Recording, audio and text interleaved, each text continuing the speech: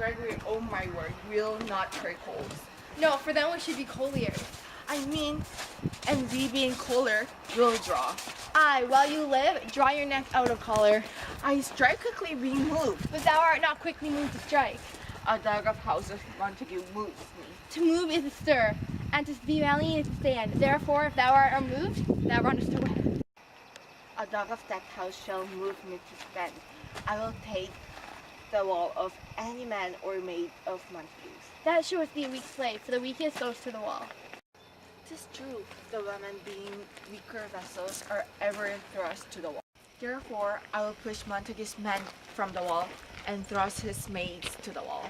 This quarrel is between our masters and us, their men. 'Tis all one. I will show myself a tyrant. When I have fought with the men, I will be cruel with the maids. I'll cut their heads off. The heads of the maids? Either heads of the maids or their maiden heads. Take it in what way thou wilt. They take it in sense that feel it.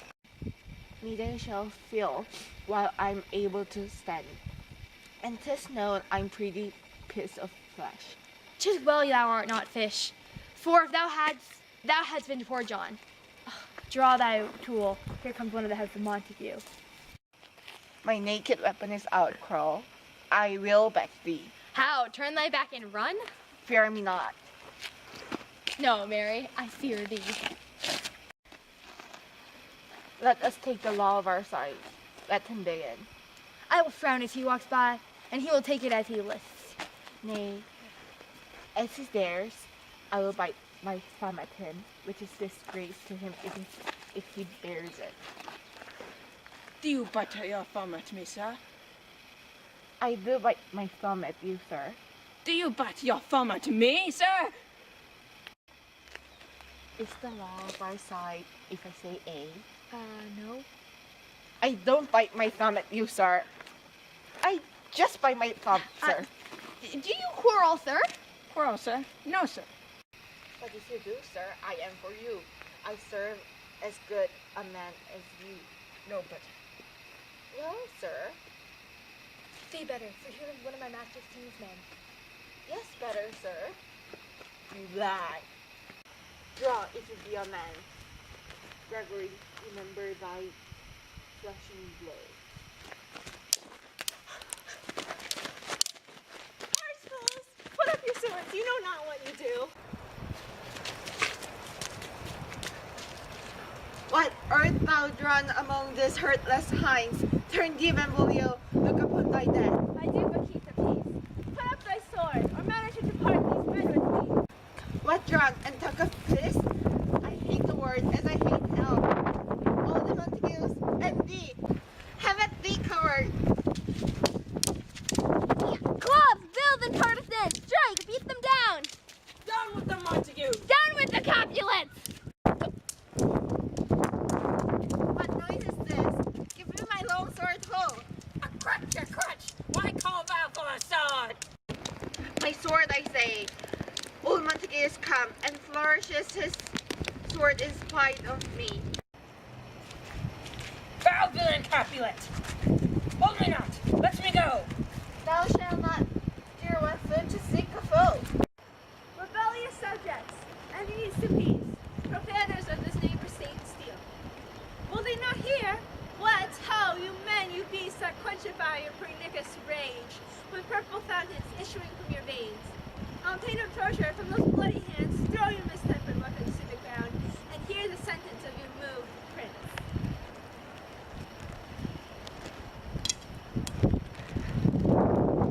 Three civil brawls bred of an airy word, by thee, O Capulets and Montague, have thrice disturbed the quiet of our streets, and made Rome as ancient citizens cast by the great besieging ornaments. To wield the partisans in hands of old, cankered with peace to parch your cankered hate. If ever you disturb our streets again, your lives shall pay the forfeit of the peace. For this time all the rest depart away. You, Capulet, shall come along with me, and Montague, come you this afternoon, to know our further pleasure in this case, to Old Freetown, our common judgment place. Once more, on pain of death, all men depart. Who set this ancient quarrel new reproach? Speak, nephew, wherever you want it to go. Here were the servants of your adversary, and yours, till fighting ere I did approach. I drew to part them, and the instant came the fiery Tybalt with his sword prepared, which as he breathed defiance to my ears, he swung above his head and cut the winds, who nothing heard withal hissed him in scorn. As we were interchanging thrusts and blows, came more and more and fought and parted in parts. To the prince came, who parted either part. Oh, where's Romeo? We saw you him today. Right glad I am he was not at this fray. Madam, an hour before the worshipped sun peered forth from the golden window of the east. A troubled mind came you to walk abroad. When underneath the grove of sycamore thou westward listened from the city side, so early walking did I see your son. Towards him I made, but he was aware of me, and stole into the covert of the wood. I measured his affections by my own, which then might sought, which then might not be found. Being once in any of my weary self, pursued my humor, not pursuing his, and gladly shunned who gladly fled from me. Go, wife, for it is grown cold.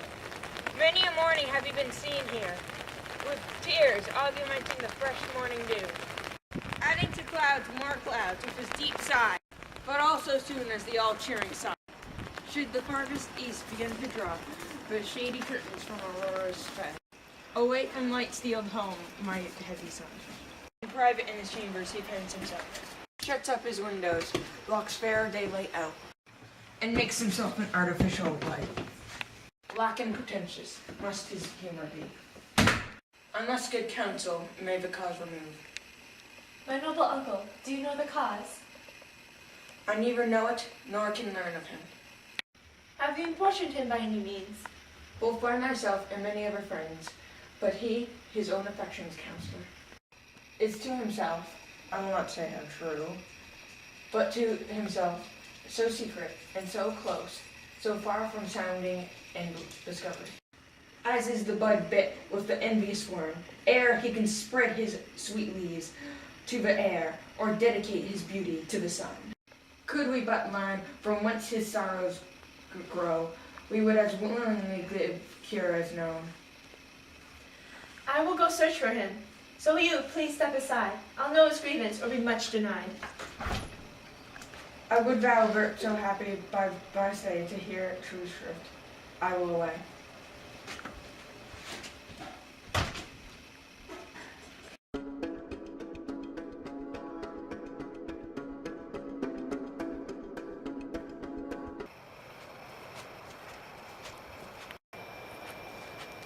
Good morrow, cousin. Is the day so young? When you struck 9. I mean, that hour seemed long. Was that my father that went hence so quickly? It was. What sadness lengthens Romeo's hours? Not having that which makes them seem short. In love? Out. Of love? Out of favor where I am in love. Alas, our love, so gentle in its view, should be so tyrannous, and be rough with proof. Alas, that love, whose view is muffled still, should without eyes see pathways to his will. Where shall we dine? Oh me, what fray was here? Yet tell me not, for I've heard it all. Oh heavy lightness, serious vanity, misshapen chaos of unseeming forms. Oh feather of lead, oh bright smoke, clear fire, thick health, still wake in sleep. That is not what it is. This love feel I, that feel no love in this. Dost thou art laugh? No, cuz, I'd rather weep. Good heart at what? At thy good heart's oppression.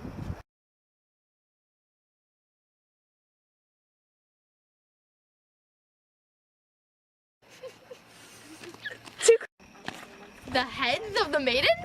Really? Really? I'm a man. I'll show myself as a tyrant.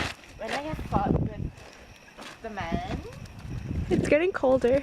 with the man, I'll be Getting cruel. late. with We've the been at this for like an hour and a half. We've got like 5 lines done. My naked weapon is out, crawl.